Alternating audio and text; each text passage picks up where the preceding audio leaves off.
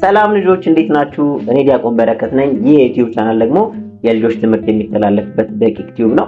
ይህን የዩቲዩብ ቻናል ሰብስክራይብ ያላደረጋችሁ ቪዲዮ ሰብስክራይብ በማድረግ ጀምሩ።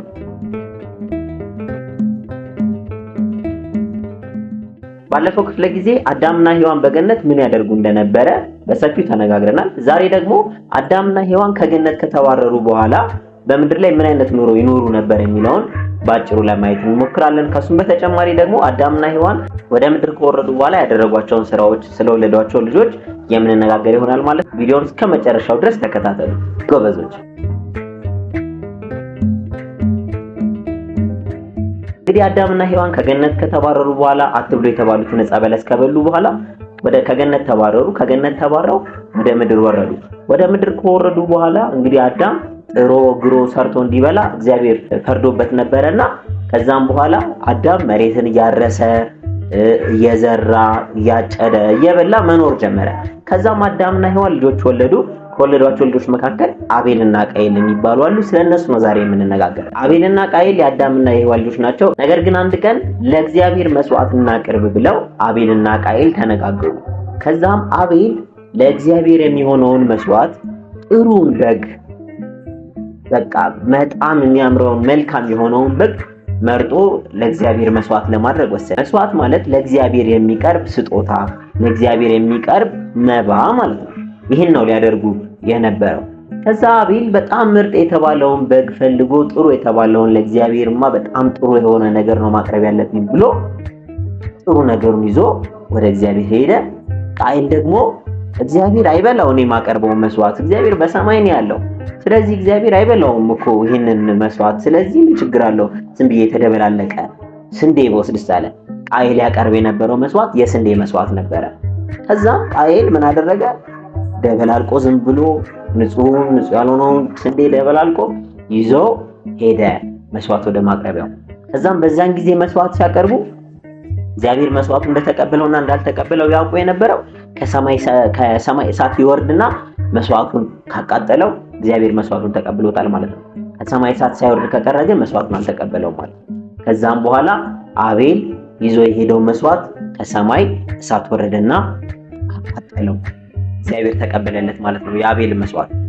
የቃየል መስዋዕት ደግሞ ወደ መስዋዕት ማቅረቢያው ቦታ ወስዶ እሳቱ ቢጠብቅ የለም፣ በቃ እግዚአብሔር መስዋዕቱን አልተቀበለለትም የቃየልን።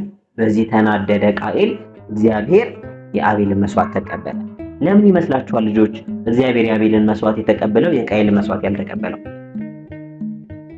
ምን አላችሁ? አቤል ጥሩ ስለሆነ፣ በጣም ጥሩ አቤል ጥሩ ስለሆነ። ከዛ ደግሞ አቤል መስዋዕቱን ሲወስድ ምን ብሎ ነበር የወሰደው? ለእግዚአብሔር የሚገባው በጣም ጥሩ ነገር ነው፣ ለእግዚአብሔር ማቅረብ የሚገባኝ በጣም ጥሩ የሆነውን ነገር ነው ብሎ በጣም ተጨንቆ አስቦ መልካም የሆነውን ነገር ነው ወስዶ ወደ መስዋዕት ያቀረበው። ቃየልስ እግዚአብሔር አይበላው ምን ችግር አለው? እግዚአብሔር የማይበላው ከሆነ ንጹህ ያልሆነውን ቀላቅዬ በወስድ ምን ችግር አለው አለና ዝም ብሎ ደበላልቆ ንጹህ ያልሆነውን ንጹህ የሆነውን በቃ በግድ የለሽነት ወስዶ አቀረበ። በዚህ ጊዜ እግዚአብሔር በአቤል መስዋዕት ደስተኛ ነው።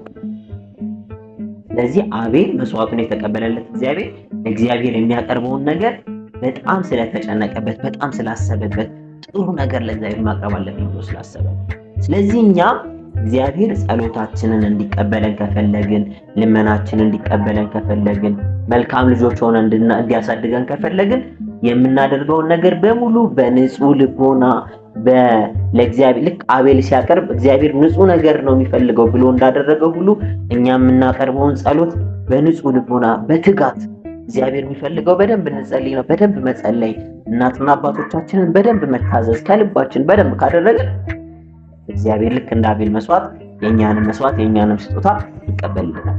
ልክ አቤል የበጉን መስዋዕት የበጉን ስጦታ ለእግዚአብሔር እንዳቀረበ ሁሉ እኛ ደግሞ ለእግዚአብሔር የምናቀርበው ስጦታ ምንድነው? ለእናት ለአባታችን መታዘዝ ለእግዚአብሔር የምናቀርበው ስጦታ ነው። መጸለይ ለእግዚአብሔር የምናቀርበው ስጦታ ነው። ትምህርታችንን በደንብ ማጥናት ማንበብ ለእግዚአብሔር የምናቀርበው ስጦታ ነው። ስለዚህ ምን ማድረግ አለብን? ልክ እንደ አቤል ንጹህ የሆነ መስዋዕት ማቅረብ አለብን። ልክ እንደ ቃየል አይነትስ የማይጠቅም የማይረባ ወይም ደግሞ ያልተጨነቅንበትን ያላሰብንበትን ነገር ብናቀርብስ እግዚአብሔር አይቀበልም፣ ጸሎታችንን ልመናችንን አይቀበለንም፣ አይባርከንም። ስለዚህ እንደዛ እንዳይሆን ምን ማድረግ አለብን? የምናደርገው ነገር በሙሉ ከልባችን ሆነ ልክ እንደ አቤል ንጹህ ነገር አድርገን ማቅረብ አለብን። ከልባችን መታዘዝ አለብን። ከልባችን ማጥናት፣ ከልባችን መጸለይ አለብን። በቃ ማስቸገር የለብንም። እነዚህ ነገሮች ማድረግ አለብን ማለት ነው። ልክ እንደ አቤል ጎበዝ ልጆች መሆን የምትፈልጉ ልጆች ኮሜንት ላይ እኔም እንደ አቤል መሆን እፈልጋለሁ እያላችሁ ወላጆቻችሁ እንዲጽፉላችሁ አድርጉ። ይሄን ቻናል ሰብስክራይብ ካላደረጋችሁ ወላጆቻችሁ ሰብስክራይብ እንዲያደርጉላችሁ አድርጉ። ይህንን ትምህርት ደግሞ ጓደኞቻችሁ እንዲያዩላችሁ ከፈለጋችሁ ሼር እያደረጋችሁ ወደ እነሱ ውሰዷቸው። ትምህርቱን ከወደዳችሁ ላይክ አድርጉ ልጆችዬ። ቀጣይ ደግሞ በሌላ ትምህርት እንገናኛለን። ስለነበረን ጊዜ አምላካችን ስም የተመሰገነ ይሁን። ወስብሐት ለእግዚአብሔር። አሜን።